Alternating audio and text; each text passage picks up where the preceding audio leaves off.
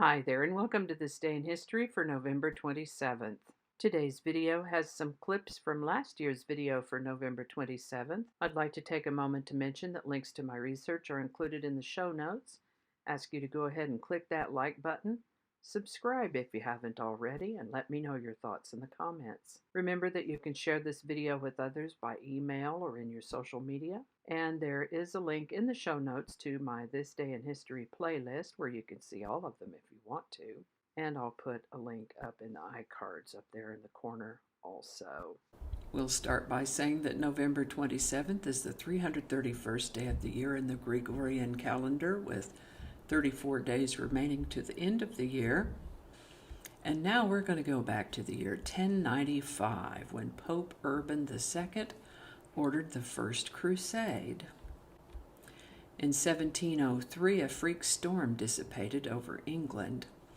They'd had an unusual storm for several days, and it came with hurricane-strength winds, killed a lot of people, and it finally began to dissipate today. Or maybe it completed its dissipation. In 1839, the American Statistical Association was founded in Boston.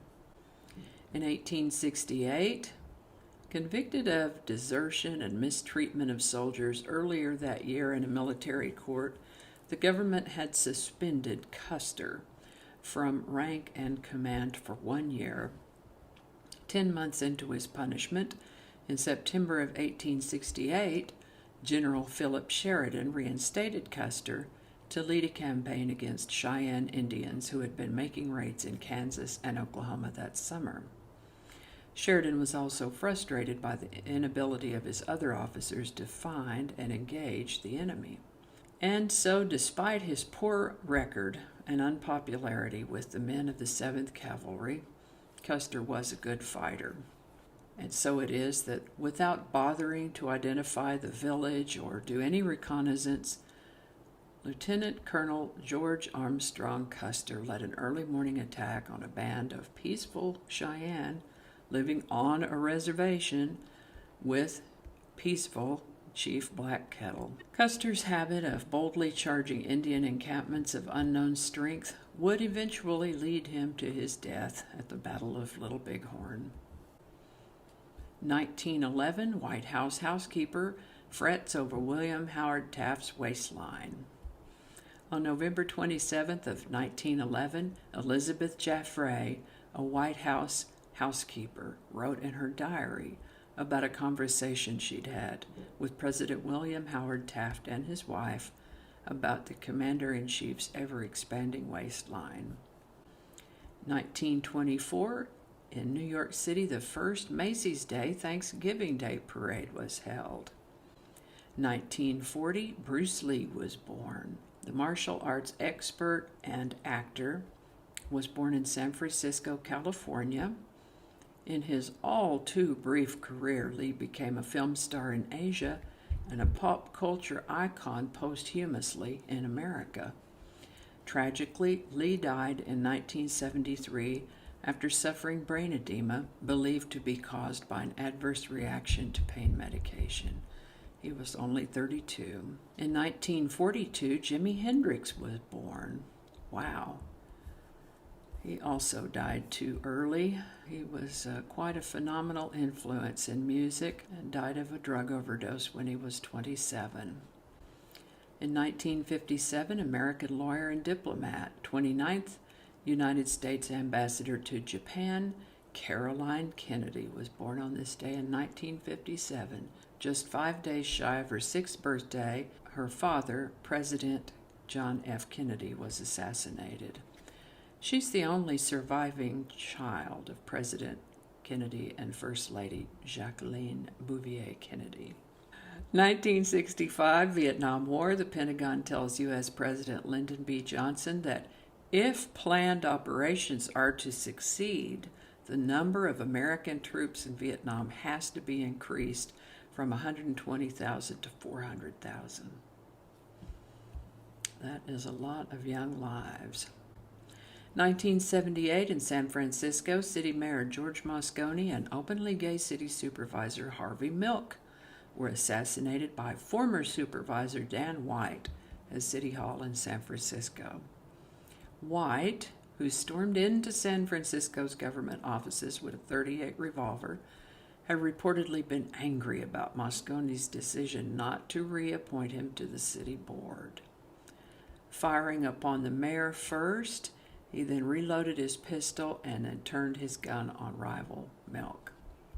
Now, look, this kind of approach never works. I mean, if he wanted his job back, don't kill the boss or the guy who got your job.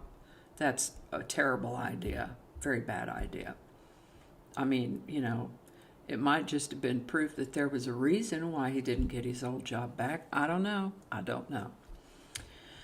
So, in 2001, a hydrogen atmosphere was discovered on the extrasolar planet Osiris by the Hubble Space Telescope, the first atmosphere detected on an extrasolar planet. Now, what does extrasolar mean? That just means an extrasolar planet is also known as an exoplanet. That just means it's outside the solar system. In 2005, Aerosmith and 50 Cent headlined a $10 million Bat Mitzvah. This was huge now. They also had Kenny G, Don Henley, Tom Petty. Holy cow, what a big party that was. I think that sounds like it might have been more for the parents than the child. The father who spent $10 million celebrating his daughter's coming of age was the defense contractor David H. Brooks, CEO of DHB Industries, a Long Island company that manufactured body armor for the United States military. 2 years after the lavish event, Brooks was served with a 71-page federal indictment featuring charges of insider trading, tax evasion, and raiding his company coffers for personal gain, including for the $10 million he used to pay for his daughter's lavish bat mitzvah. You got to keep your business, and your personal, and don't mix them up. Anyway, thank you so much for watching, and I think that's going to do it for us. As always, links to my research are included in the show notes. Give it a like if you enjoyed this video. Consider subscribing if you haven't already, and feel free to share. And while you're here on YouTube, go ahead and check out my other channel, 8 Susquehanna. There's a link in the show notes. Thanks again, and I'll see you next time. Okay, let's turn the volume up. There we go. Let's do that one again. Blah, blah, blah, coffee mug. It's late enough in the day that we're off coffee and on fizzy water. Just read the words. Just read the words. That's a lot of words. Hope I pronounced that right. There goes my crazy neighbor's car horn again. I'd like to think that one day she'll learn how to use that thing, but she'll just talk over it. Who knows what evil lurks in the hearts of men? She's not a man. Sure would be nice if I could ever read one of these in its entirety without having to start anything over. That would be awesome. I might have to take another look at that. I'm going to have to look at that. This is why I don't do live shows.